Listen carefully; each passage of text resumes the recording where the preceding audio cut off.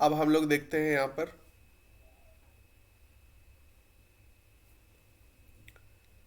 ठीक है।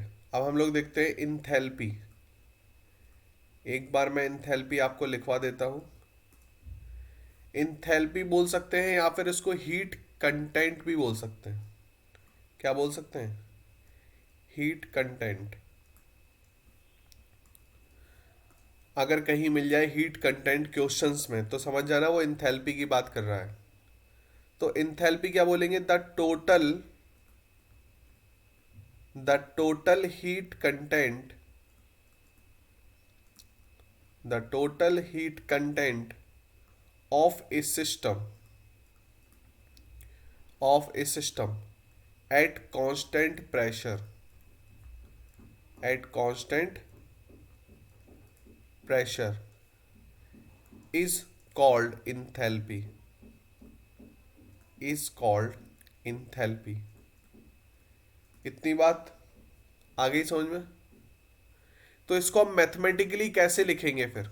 इसको मैथमेटिकली लिखेंगे H इक्वल टू जो इंटरनल एनर्जी होगी और प्लस हमारा प्रेशर वॉल्यूम का जो रिलेशनशिप होगा। तो ये हमारी इक्वेशन होती है इंथैल्पी की। It's a mathematical equation. It is the mathematical relation of enthalpy. इतनी बात समझ में आ गई सभी को? कोई डाउट किसी को?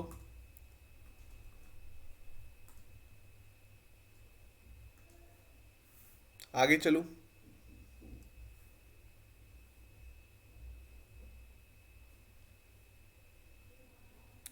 क्लियर है सभी को यहां तक? ये इक्वेशन दिमाग में रखना थोड़ा। एक तो इक्वेशन एक फर्स्ट लॉ की है, U equals to Q plus W, और दूसरी इक्वेशन है ये H equals to E plus P V. इसको E की जगह आप U भी लिख सकते हैं, ठीक है ना? क्योंकि हम U लेकर चल रहे हैं तो U भी लिख सकते हैं आप। U plus P we. U is internal energy, P is pressure, V is volume. तो ये भी लेकर आप चल सकते हैं।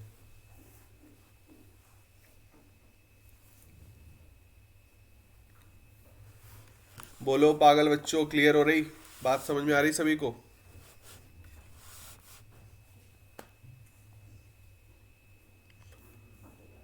चलो हम लोग आगे चले।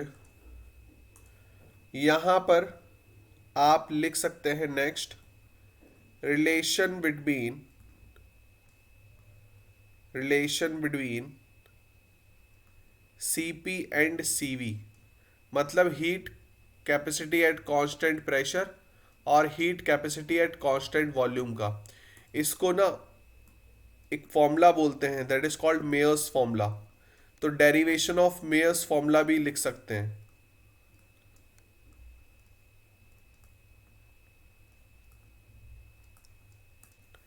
क्लियर? तो यहां पर कैसे लिखेंगे इसको देखो थोड़ा ध्यान से।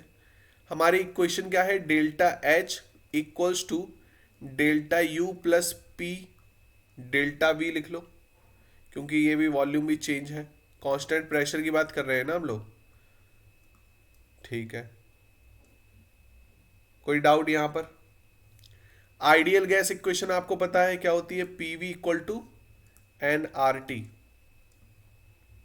इतना पता है, मतलब इसको बोल सकते हैं P delta V equal to N R delta T, ऐसा लिख सकते हैं इसको। तो from equation first and equation second, यहां लिख लेना, from equation first and equation second, इन दोनों इक्वेशन की हेल्प से हम एक रिलेशन निकालेंगे। क्या? आप एक काम करना, सभी को आप डिवाइड कर दो डेल्टा टी से। पहले तो आप इसको यहां पर ऐसे लिखोगे, इसको आप लिखो delta H equal to delta U plus N R delta T, ऐसे लिख सकते हैं क्योंकि पी डेल्टा वी के इक्वल में है ये। फिर आप करो डिवाइडेड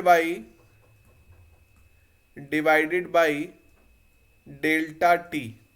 डेल्टा टी से जब हम डिवाइड करेंगे तो यहां पर आ जाएगा delta H by delta T, यहां पर आ जाएगा delta U by delta T, और यहां पर आ जाएगा आपका एन आर।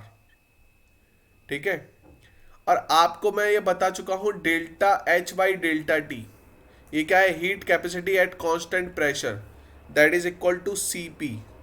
और ये क्या है, सी वी, कांस्टेंट वॉल्यूम पर, और ये है एन आर। क्लियर, ये क्या है, एन आर। तो यहां पर हो जाएगा C P minus C V equal to N R हो जाएगा। क्या हो जाएगा, C P minus C V equal to N R. तो ये रिलेशन आ जाएगा आपके पास, that is called Mayer's formula. इसको हम लोग मेयर्स फॉर्मूला बोलते हैं। किसी को कोई डाउट, जल्दी बताएं सभी लोग।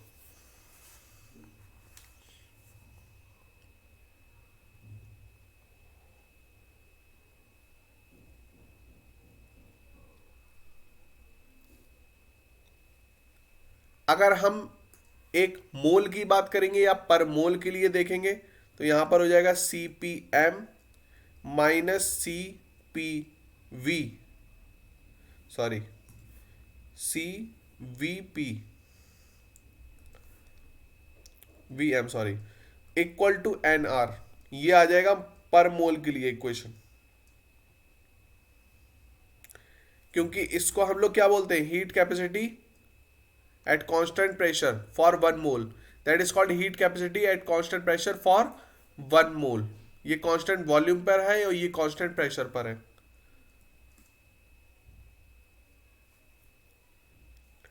आगे चलू, क्लियर।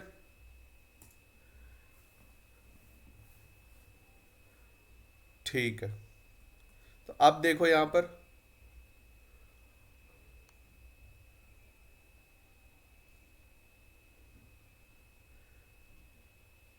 हम देखेंगे zeroth law of thermodynamics.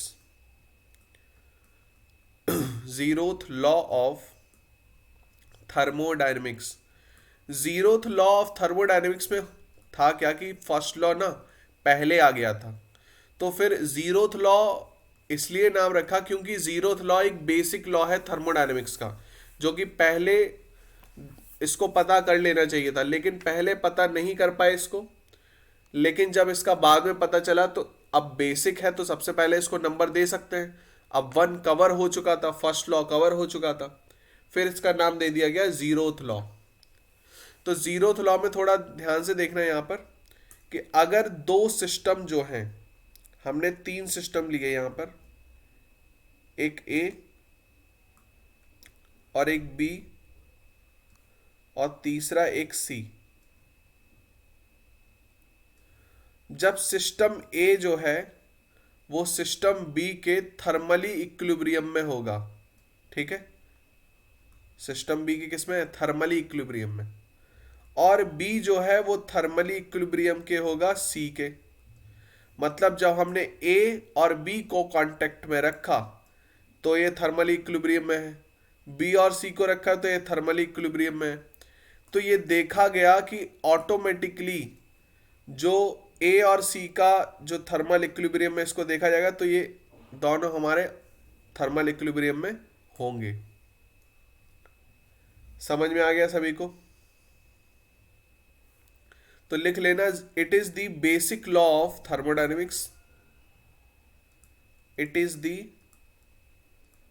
Basic law of thermodynamics,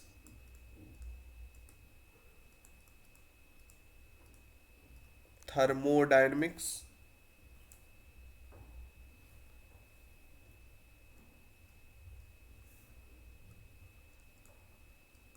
it is the basic law of thermodynamics in which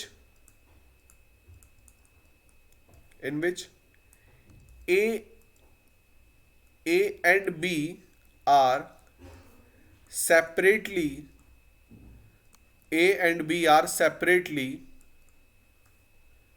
equilibrium with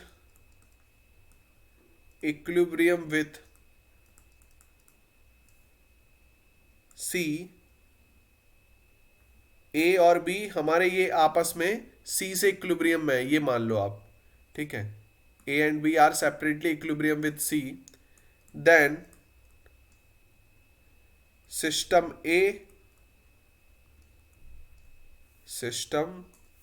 A and B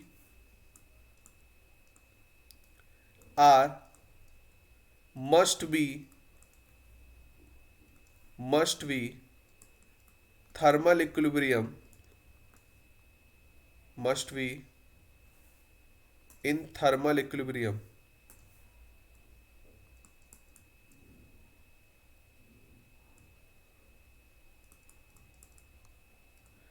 अगर A और B जो है वो C से सेपरेटली यहां पर क्या है, इक्विलिब्रियम में है, तो थर्मल इक्विलिब्रियम की बात चल रही है, यहां पर लिख लेना ये thermal equilibrium, separately thermal equilibrium with C, then the system A and B are must be in thermal equilibrium. तो जो A और B होंगे वो मस्ट है इसका कि ये आपस में भी थर्मल इक्विलिब्रियम में होंगे. That is the zeroth law of thermodynamics. जल्दी से नोट कर लें आप लोग, फिर हम लोग आगे चलते हैं.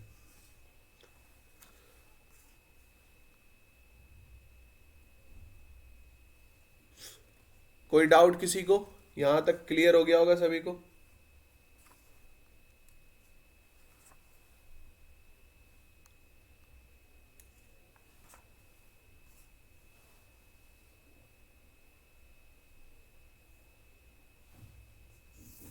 All clear?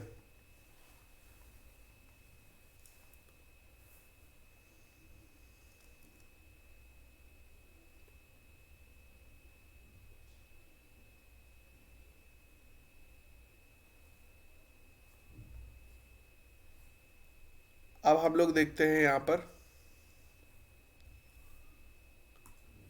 हमारा इंपॉर्टेंट चीज थोड़ा रह गया है.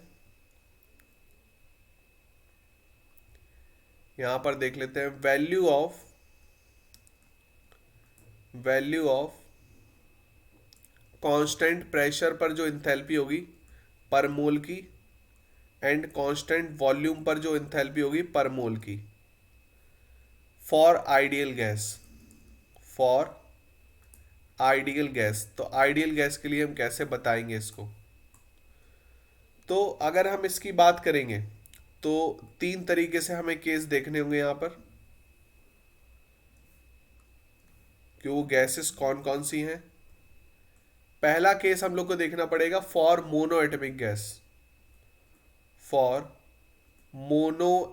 गैस, ठीक है. दूसरा हमें देखना है फॉर डायटमिक गैस,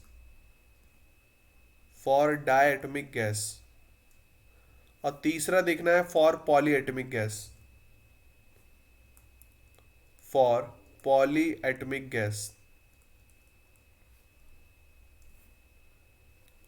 क्लियर?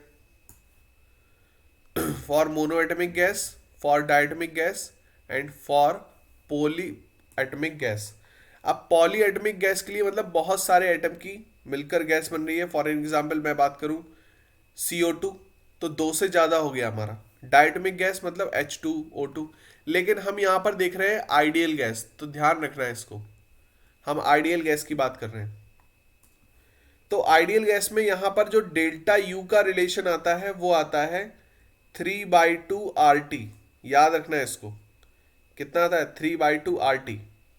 ठीक है. तो आपको ये पता है, अगर यहां पर हम CV की बात करें तो CV क्या हो जाएगा? व्हाट इज CV की वैल्यू क्या होगी?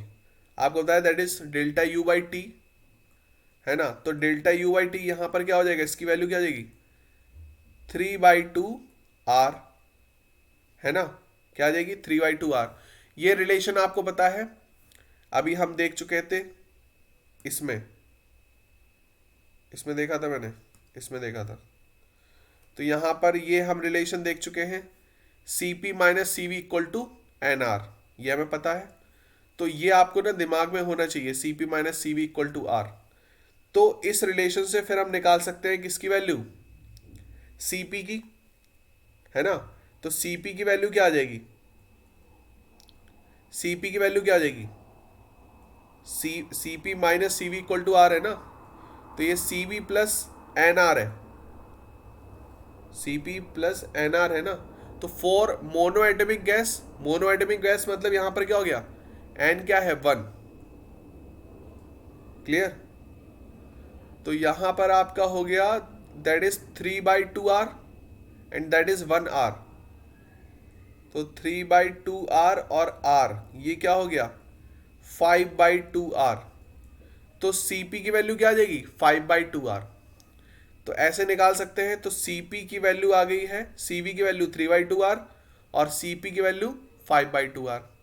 कोई डाउट आपको यहां पर, जल्दी बताएं, क्लियर है सभी को, बोलो भाई क्लियर है सभी को कि नहीं।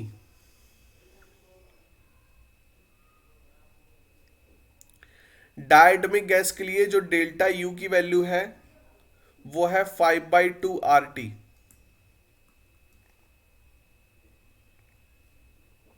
तो यहां पर Cp की वैल्यू क्या आ जाएगी 5/2R, समझे कि नहीं।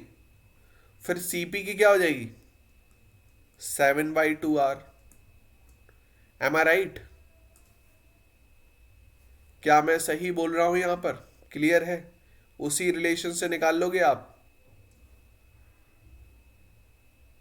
बोलो भाई क्लियर है सभी को कि नहीं।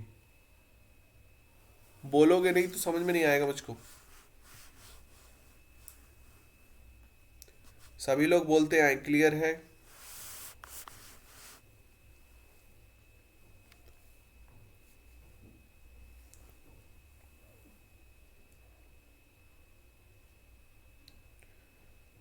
सिर्फ 3-4 ही लोग अपडेटेड हैं, बाकी सब लोग सो रहे हैं क्या।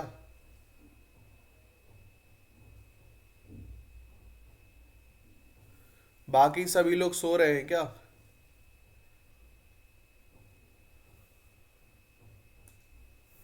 यहां पर हमें पॉलीएटमिक में दो तरीके से केस देखने हैं।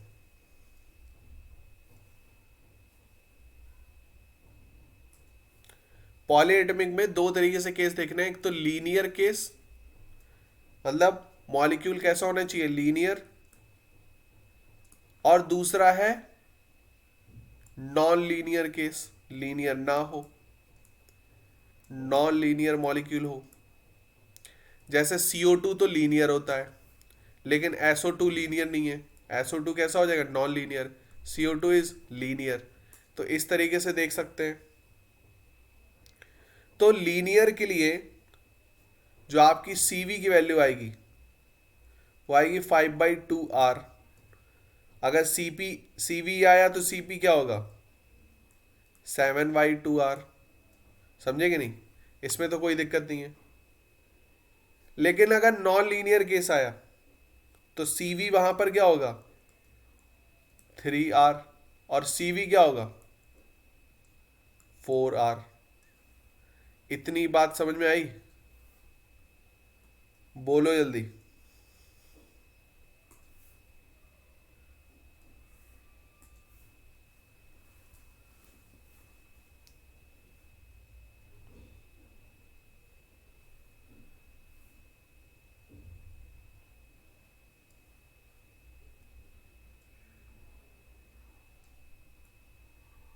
क्या प्रियंका समझ में नहीं आया आपको या समझ में आ गया।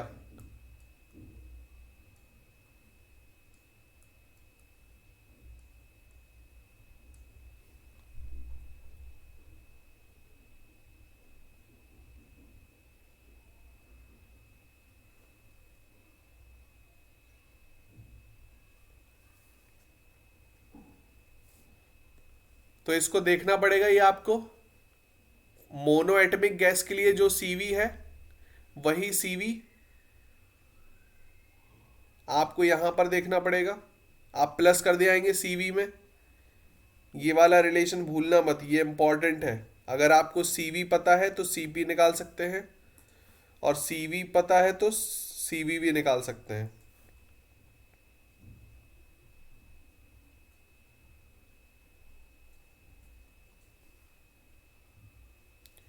ठीक है, नोट कर ले सभी लोग। यहां तक कोई डाउट होगी नहीं आपको? यहां से क्वेश्चंस बहुत आते हैं, इसलिए तैयार रहना इसके लिए हमेशा।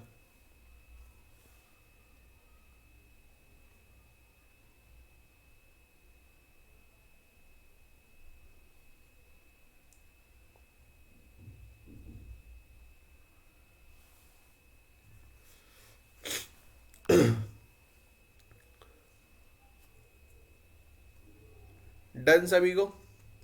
आगे चलूं?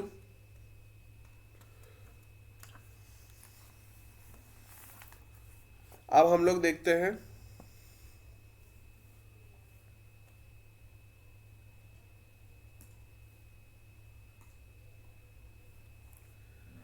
The most important part,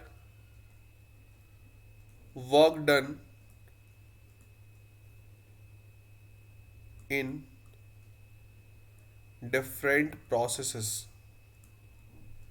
different processes, हमें वर्क डन देखना है अलग अलग प्रोसेस में क्या क्या वर्क डन निकलता है।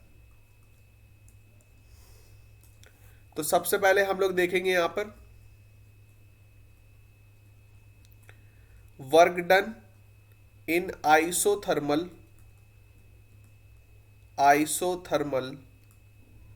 Reversible process. Isothermal reversible process, isothermal और रिवर्सिबल प्रोसेस में हम लोग वर्क डन देखेंगे।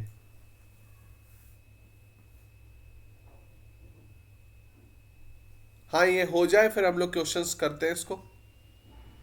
पहले कंप्लीट हो जाए फिर क्वेश्चंस करते हैं। देखो, आइसोथर्मल की बात करें यहां पर और रिवर्सिबल की बात करें, तो आइसोथर्मल और रिवर्सिबल में, आइसोथर्मल प्रोसेस में मैं आपको बता दूं कि आइसोथर्मल प्रोसेस में मैंने आपको शायद बताया होगा, in isothermal process delta U जो होगा वो जीरो होगा। डेल्टा यू क्या होगा? जीरो। तो by first law of thermodynamics क्या हो जाएगा? Then D Q become equals to minus का D W according to first law. तो जब हम टोटल वर्क डन इसका निकालेंगे तो यहां पर आप ले लेना, यहां पर डी डब्ल्यू इक्वल टू क्या हो गया? माइनस का पी डेल्टा वी आ रहा है ना, तो फिर आप इंटीग्रेशन कर देना बोथ साइड, तो यहां पर हो जाएगा डी डब्ल्यू और यहां पर क्या हो जाएगा?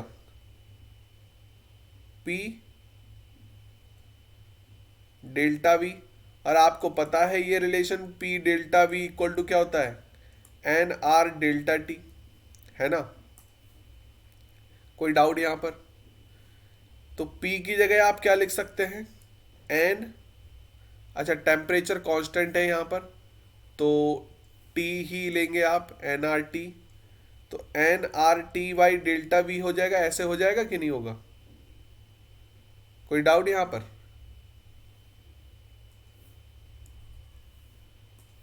नहीं होगा?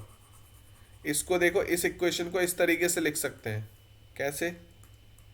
P V equal to N R T. तो प्रेशर की जगह आप ले लो, क्योंकि हम कोई प्रेशर में चेंज नहीं ला रहे हैं, डेल्टा नहीं ले रहे हैं, तो यहाँ पर हो जाएगा एन आर टी और वी। तो ये चीज आप रख देना, यहाँ पर मिलेगा आपको N R T by V और यहाँ पर डी वी। तो डी वी के रिस्पेक्ट में यहाँ पर सिर्फ वी चेंज होगा, बाकी सारे कांस्टेंट है तो बाहर निकाल दो। तो डब्ल्यू का इंटीग्रेशन, डी डब्ल्यू का इंटीग्रेशन हो गया डब्ल्यू, ठीक है? आप एन आर टी बाहर कर दोगे तो माइनस का एन आर टी बाहर हो गया। इसका जब इंटीग्रेशन होगा D V by V, V का क्या होता है? लॉग वी हो जाएगा। क्या हो जाएगा? Log V. तो इसको ना ऐसे थोड़ा आगे चलते हैं हम लोग, तो इसको क्या मिल जाएगा? W इक्वल टू माइनस का एन आर टी लॉग आपने इसमें लिमिट भी लगाई है 0 to W, और यहाँ पर V1 से लेकर V2, तो V1 से लेकर V2 की लिमिट रखी है, तो यहाँ पर आपका मिल जाएगा log V, और लिमिट लगा दो यहाँ पर V1 to V2, ठीक है, और यहाँ पर NRT, और log V2 minus log V1 आ जाएगा, रिलेशन क्या आ जाएगा, log V2 minus log V1।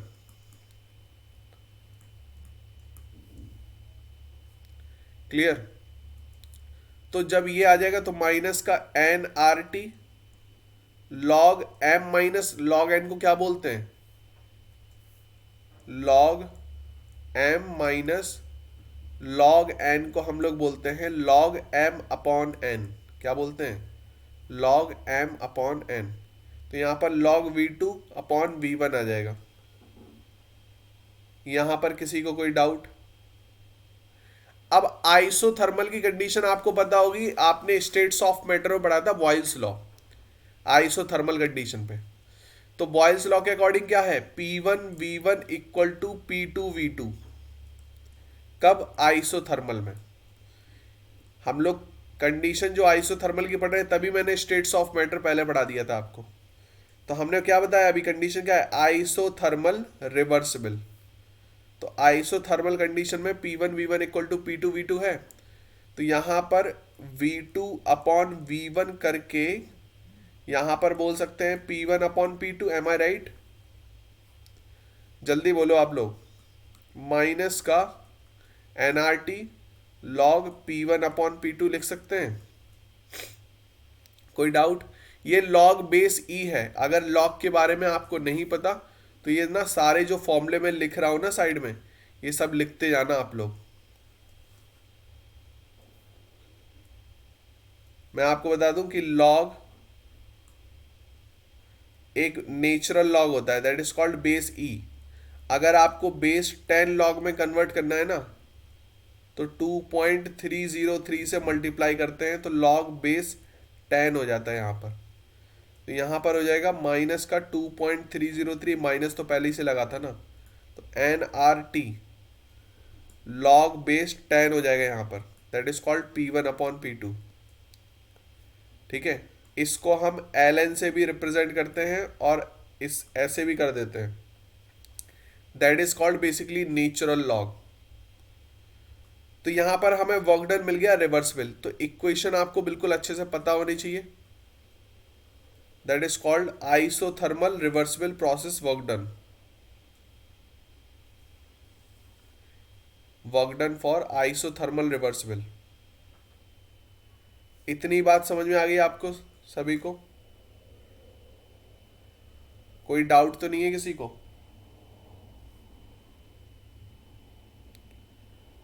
फटाफट नोट कर लें आप लोग।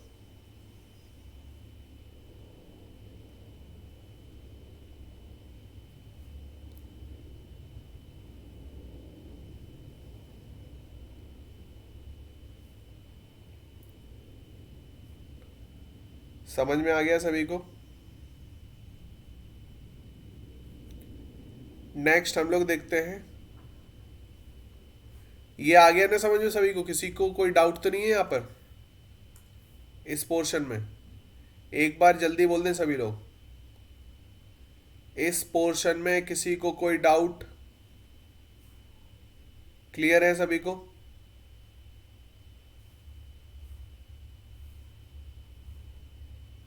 देखो एक बार मैं और बता देता हूं, आइसोथर्मल प्रोसेस मतलब delta U zero. According to first law यहां पर D Q equal to minus D W आ जाएगा। आपने किया इंटीग्रेशन, ठीक है, लिमिट लगा दी। लिमिट लगाने के बाद आप यहां पर इक्वेशन करोगे आइडियल गैस की इक्वेशन। यहां से पी की वैल्यू निकाल कर आप पी की वैल्यू रख दोगे। फिर आपने किया इंटीग्रेशन डी वाई वी का, तो लॉग वी होता है। देखो 1/x का इंटीग्रेशन होता है dx के रिस्पेक्ट में log x, ठीक है, नेचुरल लॉग होता है ये, मतलब बेस e। तो यहां पर आपका आ गया log v, और लिमिट आप लगा दोगे तो log v2 माइनस v1 हो गया, log v2 minus log v1। log m minus log N होता है लॉग m अपॉन एन, तो सेम हमने कर दिया यहाँ पर लॉग v2 अपॉन v1। अब आपने वैल्यू रखी, आपने आइसोथर्मल के हिसाब से वॉयल्स लॉ यहां पर लगा दिया। वॉयल्स लॉ क्या होता है, P1 V1 equal to P2 V2, तो फिर आपने V2 अपॉन V1 की वैल्यू रखकर P2 अपॉन P1 रख दोगे, यहां पर आपकी ये वैल्यू मिल जाएगी। इधर पे किसी को डाउट, सेकंड देखते हैं हम लोग, किसी को कोई डाउट तो नहीं है, सभी लोग बोल दो एक बार।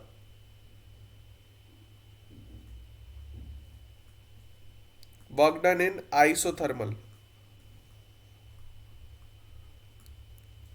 Irreversible process. पहले क्या देखा था हमने, रिवर्सिबल प्रोसेस, अब क्या देख रहे हैं हम, इरिवर्सिबल प्रोसेस, मतलब और रिवर्सिबल नहीं हो रहा है, समझे। तो जो वर्क डन आया इरिवर्सिबल, वो क्या आया, माइनस का पी एक्सटर्नल प्रेशर हम डालेंगे ऑब्वियस, यहां पर डेल्टा वी, ये हमारा चेंज होगा, माइनस का P external, V2 minus V1 आ गया, क्या आ गया, V2 माइनस V1। किसी को कोई डाउट, कुछ इस तरीके से मैं आपको बता सकता हूं। आपको जो वर्क डन मिलेगा वो कुछ इस तरीके से मिलेगा, यहां पर P1 V1, यहां पर P2 V2, that is called final. ये हमारा प्रेशर है और ये हमारा वॉल्यूम है, तो इट इज इरिवर्सिबल। कोई डाउट किसी को, एक्सटर्नल प्रेशर कहलाएगा ये, क्योंकि हम एक्सटर्नल प्रेशर दे रहे हैं। तो आप लिख सकते हैं ऐसे, तो इसको लिख लो, दैट इज कॉल्ड इरिवर्सिबल। तो इसमें कोई दिक्कत ही नहीं है, आप डायरेक्ट लिख सकते हैं। क्लियर है।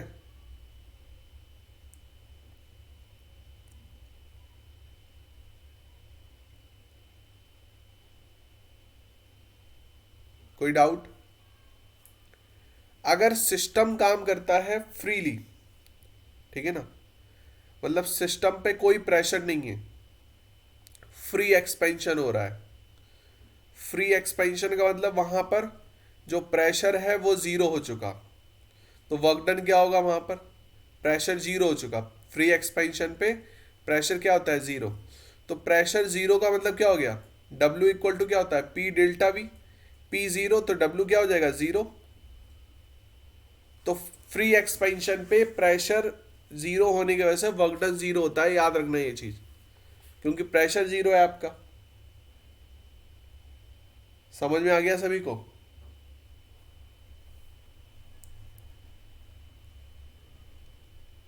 ठीक है, किसी को कोई डाउट, तो दोनों वर्क डन क्लियर है आपको।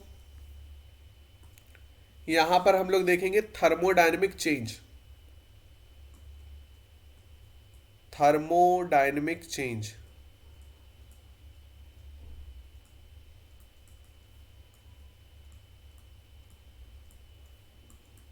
इन adiabatic process, thermodynamic change in adiabatic process. तो thermodynamic change in adiabatic process में हमें क्या क्या देखना है, थर्मोडायनेमिक चेंज एडियाबेटिक प्रोसेस मतलब क्यू क्या है यहां पर, जीरो। क्यू क्या है, जीरो। तो जो डेल्टा यू है वो किसके बराबर है, डब्ल्यू के बराबर। क्लियर इतनी बात, कोई डाउट। तो डेल्टा यू जो डी यू है, तो डी यू बराबर हम लिख सकते हैं यहां पर, डी यू बराबर क्या क्या लिख सकते हैं, D U with respect to change in temperature at constant volume पे बात चल रही है। dt का हमने मल्टीप्लाई किया और dt का डिवाइड किया दोनों में, ठीक है ना। कोई डाउट, यहां पर अगर हम बात करें तो डी वी का हम डिवाइड करेंगे और डी वी का मल्टीप्लाई, यहां पर हम कांस्टेंट टेम्परेचर की बात कर लेंगे, ठीक है। कोई डाउट। अब मैं यहां पर अगर आइडियल गैस के लिए लेता हूं फॉर एन आइडियल गैस। तो आइडियल गैस में आपको ये पता होना चाहिए कि du/dv एट कांस्टेंट टेम्परेचर ये जीरो होगा। ठीक है, क्योंकि यहां पर वॉल्यूम चेंज नहीं होता है, वॉल्यूम चेंज नहीं लेते हैं। क्लियर है इतनी बात? तो आपका जो रिलेशन निकलेगा वो सिर्फ निकलेगा du/dt एट कांस्टेंट वॉल्यूम पर। ये भी dt हमारा सेम रहेगा, ऐसे लिख सकते हैं इसको।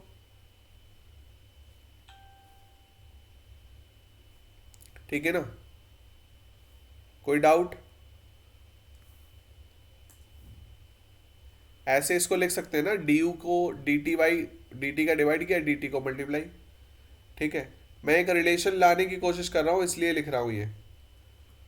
फॉर ए फाइनाइट चेंज, अगर मुझे कोई फाइनाइट चेंज लाना है तो यहां पर देखो ऐसे लिख सकते हैं इसको। अगर ये लिख लिया मैंने तो यहां पर इसको ये भी लिख सकते हैं du equal to N C V D T, क्योंकि ये क्या है हमारा cv कहलाएगा। du/dt क्या होता है cv। ठीक है, तो डेल्टा u इक्वल टू क्या हो गया u2 माइनस u1 होता है ये। u2 माइनस u1 मतलब एन सी वी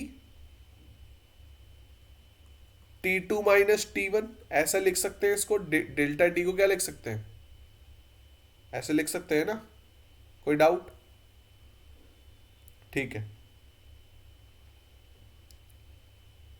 तो मतलब यहां पर अगर मैं चेंज इन एंथैल्पी की बात करूं, सेम चीज हम डेल्टा एच के लिए लाए तो डेल्टा एच के लिए क्या हो जाएगा, ये आपको पता है delta U plus P delta we होता है। मैंने बताया था ये दो इक्वेशन आपको दिमाग में रखनी है।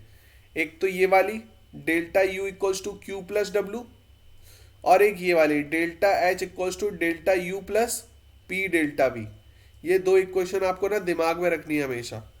तो आप इसकी वैल्यू आप रख दोगे डेल्टा यू की, तो डेल्टा एच इक्वल टू क्या हो जाएगा, डेल्टा एच इक्वल टू क्या हो गया, क्या लिख सकते हैं आप, delta U plus P delta V, ये लिख लिया।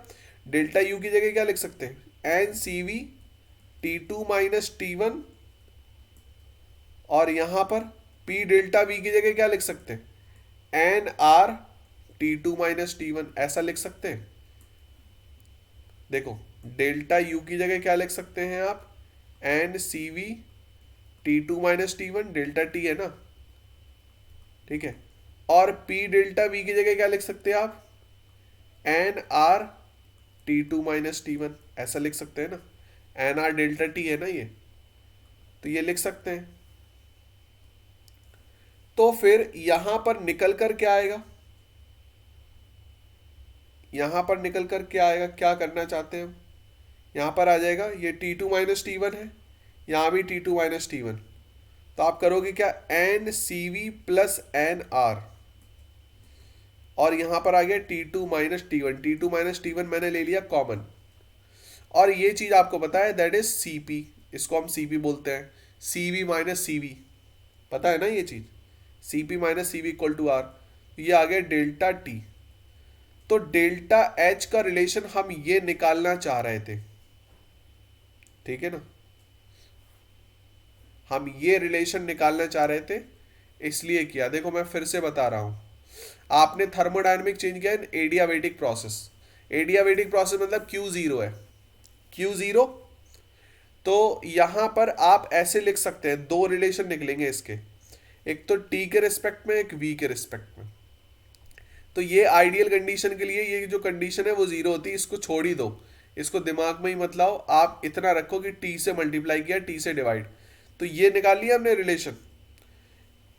ये क्या होता है दैट इज कॉल्ड CV, रख दिया मैंने CV for finite change. Finite change के लिए मैंने रखा डेल्टा यू क्या होता है U2 माइनस U1। तो आपको पता है delta U DU N C V, मैंने दोनों में N C V T2 minus N C V T1 ले लिया, T2 माइनस T1 ब्रैकेट में आ गया। अब आप इसको डेल्टा यू की वैल्यू रख दो, ठीक है, डेल्टा यू की वैल्यू ये निकल कर आई, और पी डेल्टा वी की वैल्यू ये निकल कर आई इक्वेशन में। तो आपने रख दी value, T2 minus T1 common ले लिया, ये बाहर ले लिया, N C V plus N R हो गया। और आपको पता है N C V plus N C P, ये क्या था, रिलेशन क्या था मेयर्स फॉर्मूले का, N C V C P minus C V equal to R, C P minus C V equal to क्या था, एन आर।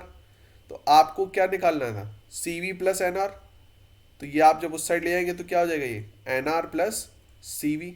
तो ये क्या होता है सी पी, तो मैंने रख दिया सी पी। सभी को क्लियर है, एक बार जल्दी बोल दें डन।